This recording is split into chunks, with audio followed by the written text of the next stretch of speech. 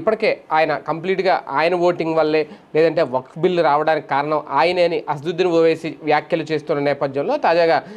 ఆయనతో పాటు జాతీయ మీడియాకు సంబంధించి కీలక వ్యక్తి రాజ్దీప్ సర్దేశాయ్ చేసిన వ్యాఖ్యలు కూడా ఇప్పుడు చంద్రబాబు గారి రాజకీయాన్ని అంటే విమర్శించినట్టుగా, వాస్తవానికి ఆయన ఒక అనలిస్ట్గా లేదంటే ఒక జర్నలిస్ట్గా ఆయన చేసిన వ్యాఖ్యలు ఏవైతే ఉన్నాయో రాజకీయంలో ఉన్నప్పుడు బీజేపీతో ఉంటే బీజేపీకి అనుకూలంగా లేదంటే బీజేపీ లేకపోతే వ్యతిరేకంగా అంటే లౌకికవాదం అనే దానికి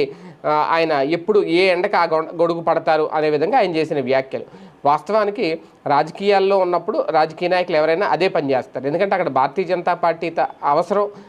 చంద్రబాబు నాయుడు గారికి ఎంత ఉంది అనడానికి ఇక్కడ ఆయన లౌకికవాదం ఒక అవకాశవాదానికి దగ్గరగా ఉంది, అవకాశ లౌకికవాదం చూపిస్తున్నారు బాబు గారు అని చెప్పడానికి ఖచ్చితంగా. అదే టీడీపీ వాళ్ళు ఏమంటారు, ఒకవేళ బాబు గారు కానీ ఇదే దీని